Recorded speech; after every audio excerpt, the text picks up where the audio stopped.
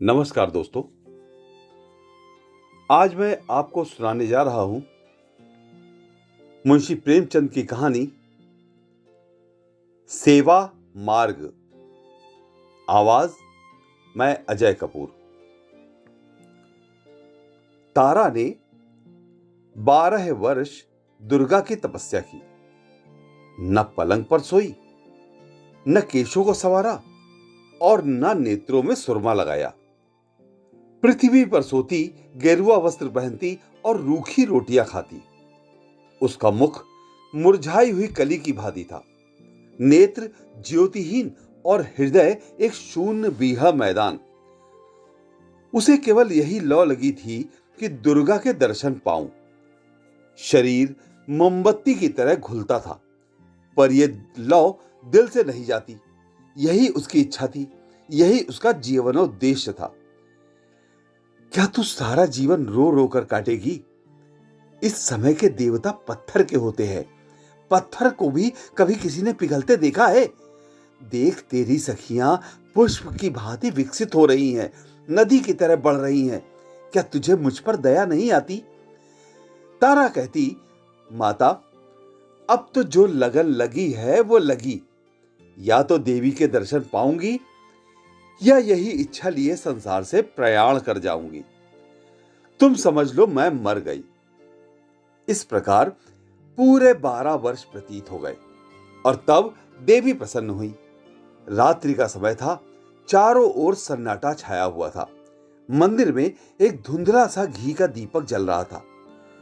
तारा दुर्गा के पैरों पर माथा नवाए सच्ची भक्ति का परिचय दे रही थी। यकायक उस पाषाण मूर्ति देवी के तन में स्फूर्ति प्रकट हुई। तारा के रोंगटे खड़े हो गए। वो धुंधला दीपक दैदीप्यमान हो गया। मंदिर में चित्ताकर्षक सुगंध फैल गई और वायु में सजीवता प्रतीत होने लगी।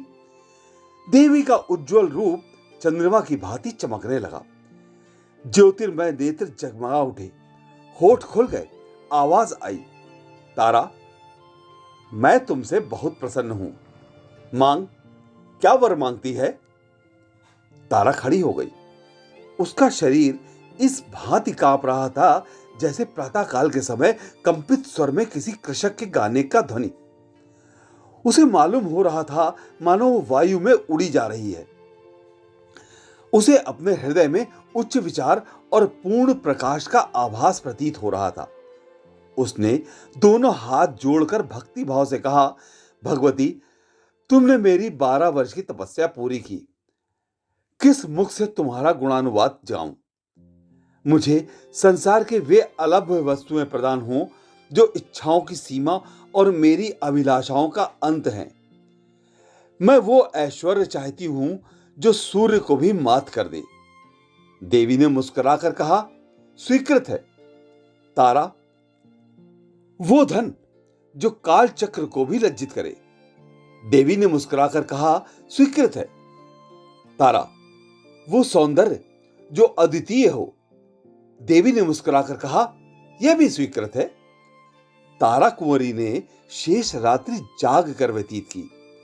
प्रभात काल के समय उसकी आंखें क्षण भर के लिए झपक गई। जागी तो देखा कि मैं सिर से पांव तक हीरे व जवाहरातों से लदी हूं। उसके विशाल भवन के कलश आकाश से बातें कर रहे थे। सारा भवन संगमरमर से बना हुआ, अमूल पत्थरों से जड़ा हुआ था। द्वार पर मीलों तक हरियाली छाई हुई थी। दासियां स्वर्णाभूषणों से लदी हुई और सुनहरे कपड़े पहने हुए चारों ओर दौड़ती थी। तारा को देखते ही वे स्वर्ण के लोटे और कटोरे लेकर दौड़ी। तारा ने देखा कि मेरा पलंग हाथी दांत का है। भूमि पर बड़े कोमल बिछौने बिछे हुए हैं। सिरहाने की ओर एक बड़ा सुंदर ऊंचा शीशा रखा हुआ है। तारा ने उसमें अपना रूप देखा, चकित रह गई। उसका रूप चंद्रमा को भी लज्जित करता था। दीवार पर अनेकानेक सुप्रसिद्ध चित्रकारों के मनमोहक चित्र टंगे थे, पर ये सब के सब तारा की सुंदरता के आगे तुच्छ थे। तारा को अपनी सुंदरता का गर्व हुआ। वो कई दासियों को लेकर वाटिका में गई। वहां की छटा देखकर वो मुग्ध हो गई। वायु में गुलाब और केसर घुले हुए थे। रंग बिरंग के पुष्प वायु के मंद मंद झोंकों से मतवालों की तरह झूम रहे थे। तारा ने एक गुलाब का फूल तोड़ दिया और उसके रंग और कोमलता की अपने अधर पल्लव से समानता करने लगी। गुलाब में वो कोमलता ना थी। वाटिका के मध्य में एक बिल्लौर जड़ित हौज था। इसमें हंस और बतख किलोले कर रहे थे। यकायक तारा को ध्यान आया, मेरे घर के लोग कहां हैं? दासियों से पूछा। उन्होंने कहा, वो लोग पुराने घर में हैं। तारा ने अपनी अटारी पर जाकर देखा तो उसे अपना पहला घर एक साधारण झोपड़े की तरह दृष्टिगोचर हुआ। उसकी बहनें उसकी साधारण दासियों के समान भी ना थी। मां को देखा, वो आंगन में बैठी चरखा काट रही थी। तारा पहले सोचा करती थी, जब मेरे दिन चमकेंगे तब मैं इन लोगों को भी अपने साथ रखूंगी और उनकी भली भांति सेवा करूंगी। पर इस समय धन के गर्व ने उसकी पवित्र हार्दिक इच्छा को निर्बल बना दिया। उसने घर वालों को स्नेह रहित दृष्टि से देखा और तब वो उस मनोहर गान को सुनने चली गई जिसकी प्रतिध्वनि उसके कानों में आ रही थी। एक बार की जोर से एक कड़का हुआ, बिजली चमकी और बिजली की छटाओं से एक ज्योति स्वरूप नवयुवक निकलकर तारा के सामने नम्रता से खड़ा हो गया। तारा ने पूछा, तुम कौन हो? नवयुवक ने कहा, श्रीमती, मुझे विद्युत सिंह कहते हैं। मैं श्रीमती का आज्ञाकारी हूं। उसके विदा होते ही वायु के उष्ण झोंके चलने लगे। आकाश में एक प्रकाश दृष्टिगोचर हुआ। यह क्षण मात्र में उतरकर तारा कुंवरी के समीप ठहर गया। उसमें से एक ज्वालामुखी मनुष्य ने निकलकर तारा के पदों को चूमा। तारा ने पूछा, तुम कौन हो? उस मनुष्य ने उत्तर दिया, श्रीमती, मेरा नाम अग्नि सिंह है। मैं श्रीमती का आज्ञाकारी सेवक हूं। वो अभी जाने भी ना पाया था कि एक बारगी सारा महल ज्योति से प्रकाशमान हो गया। जान पड़ता था सैकड़ों बिजलियां मिलकर चमक रही हैं। वायु सवेग हो गई। एक जगमगाता हुआ सिंहासन आकाश पर दीख पड़ा। वो शीघ्रता से पृथ्वी की ओर चला और तारा कुंवरी के पास आकर ठहर गया। उससे एक प्रकाशमान रूप का बालक, जिसके रूप से गंभीरता प्रकट होती थी, निकलकर तारा के सामने निष्ठा भाव से खड़ा हो गया। तारा ने पूछा, तुम कौन हो? बालक ने उत्तर दिया, श्रीमती, मुझे मिस्टर रेडियम कहते हैं। मैं श्रीमती का आज्ञा पालक हूं। धनी लोग तारा के भय से थर्राने लगे। उसके आश्चर्यजनक सौंदर्य ने संसार को चकित कर दिया। बड़े बड़े महीपति उसकी चौखट पर माथा रगड़ने लगे। जिसकी ओर उसकी कृपा दृष्टि हो जाती, वो अपना अहोभाग्य समझता, सदैव के लिए उसका बेदाम का गुलाम बन जाता। एक दिन तारा अपनी आनंद वाटिका में टहल रही थी। अचानक किसी के गाने का मनोहर शब्द सुनाई दिया। तारा विक्षिप्त हो गई। उसके दरबार में संसार के अच्छे अच्छे गवैये मौजूद थे, पर वो चित्ताकर्षकता जो इन सुरों में थी कभी अवगत न हुई थी। तारा ने गायक को बुला भेजा। एक क्षण के अनंतर में वाटिका में एक साधु आया। सिर पर जटाएं, शरीर में भस्म रमाए। उसके साथ एक टूटा हुआ बीन था। उसी से वो प्रभावशाली स्वर निकालता था जो हृदय के अनुरक्त स्वरों से कहीं प्रिय था। साधु आकर हौज के किनारे बैठ गया। उसने तारा के सामने शिष्ट भाव नहीं दिखाया, आश्चर्य से इधर उधर दृष्टि नहीं डाली। उस रमणीय स्थान में वो अपना सुर आलापने लगा। तारा का चित्त विचलित हो उठा। दिल में अनुराग का संचार हुआ। मदमत्त होकर टहलने लगी। साधु के सुमनोहर मधुर आलाप से पक्षी मग्न हो गए। पानी में लहरें उठने लगी, वृक्ष झूमने लगे। तारा ने उन चित्ताकर्षक सुरों से एक चित्र खींचते हुए देखा। धीरे धीरे चित्र प्रकट होने लगा। उसमें स्फूर्ति आई और तब वो खड़ी नृत्य करने लगी। तारा चौंक पड़ी। उसने देखा कि यह मेरा ही चित्र है। नहीं, मैं ही हूं। मैं ही बीन की तान पर नृत्य कर रही हूं। उसे आश्चर्य हुआ कि मैं संसार के अलभ्य वस्तुओं की रानी हूं। अथवा एक स्वर चित्र। वो सिर धुनने लगी और मतवाली होकर साधु के पैरों से जा लगी। उसकी दृष्टि में आश्चर्यजनक परिवर्तन हो गया। सामने के फले फूले वृक्ष और तरंगे मारता हुआ हौज और मनोहर कुंज सब लोप हो गए। केवल वही साधु बैठा बीन बजा रहा था और वो स्वयं उसकी तानों पर थिरक रही थी। वो साधु अब प्रकाशमय तारा और अलौकिक सौंदर्य की मूर्ति बन गया था। जब मधुर आलाप बंद हुआ तब तारा होश में आई। उसका चित्त हाथ से जा चुका था। वो उस विलक्षण साधु के हाथों बिक चुकी थी। तारा बोली, स्वामी जी, ये महल, ये धन, ये सुख और सौंदर्य सब आपके चरण कमल पर निछावर है। इस अंधेरे महल को अपने कोमल चरणों से प्रकाशमान कीजिए। साधुओं को महल और धन का क्या काम? मैं इस घर में नहीं ठहर सकता।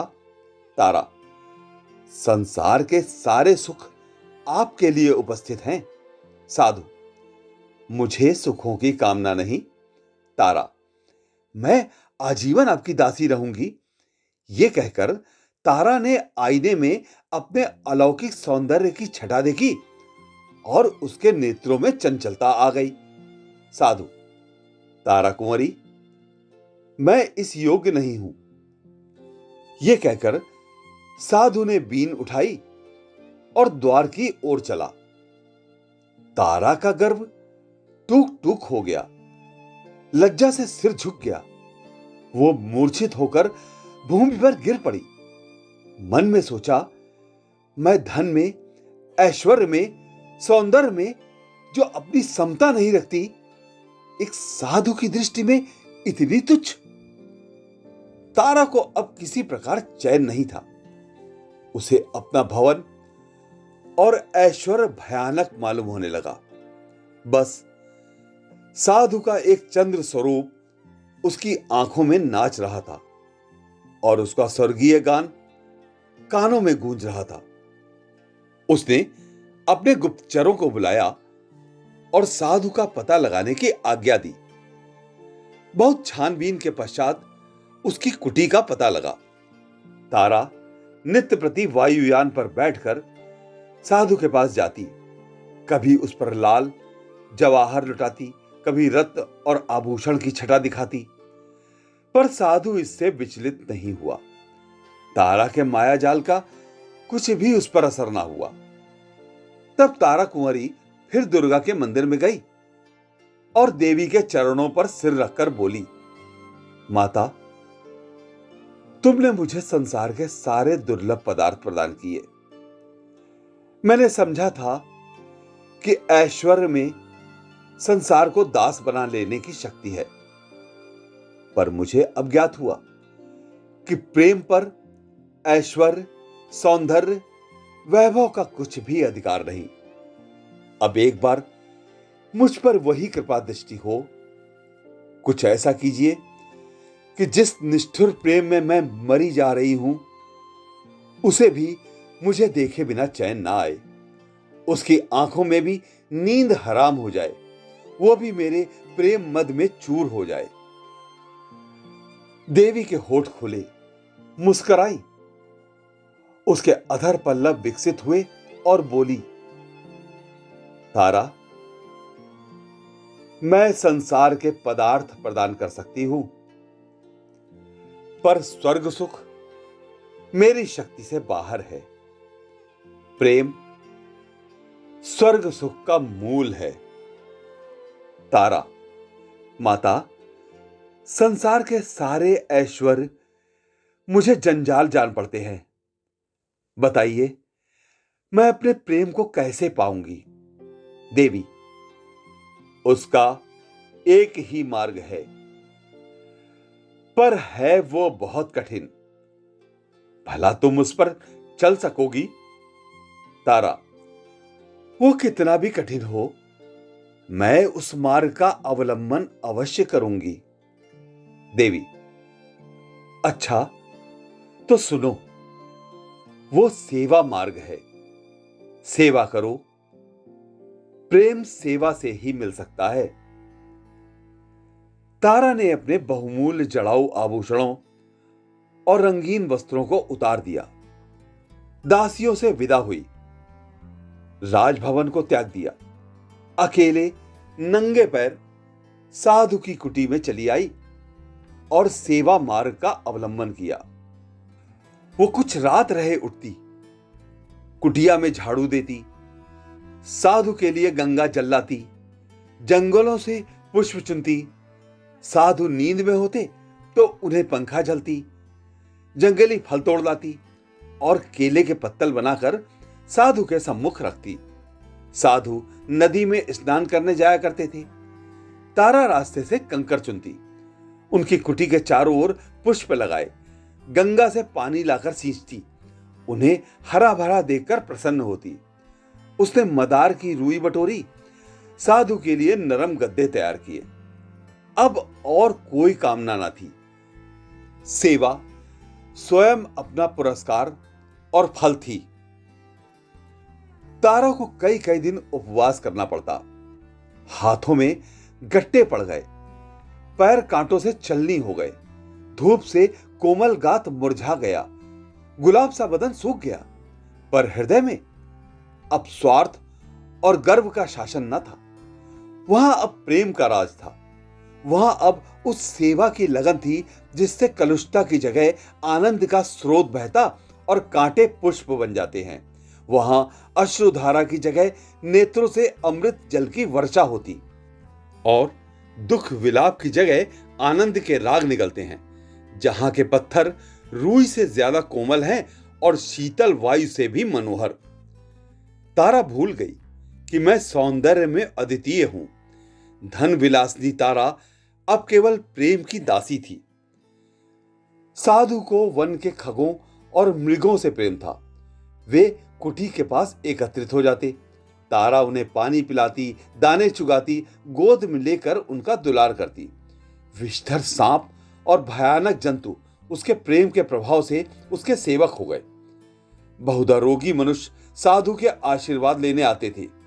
तारा रोगियों की सेवा शुश्रूषा करती, जंगल से जड़ी बूटियां ढूंढ लाती, उनके लिए औषधि बनाती, उनके घाव धोती, घाव पर मरहम रखती, रात रात भर बैठी उन्हें पंखा झलती।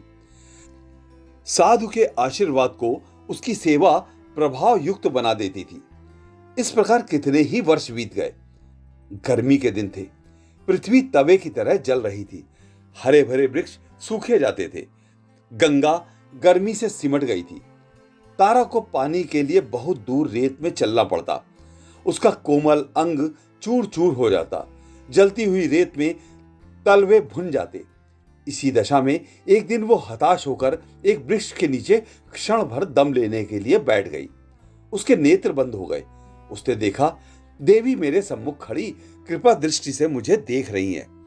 तारा ने दौड़कर उनके पदों को चूमा। देवी ने पूछा, तारा, तेरी अभिलाषा पूरी हुई?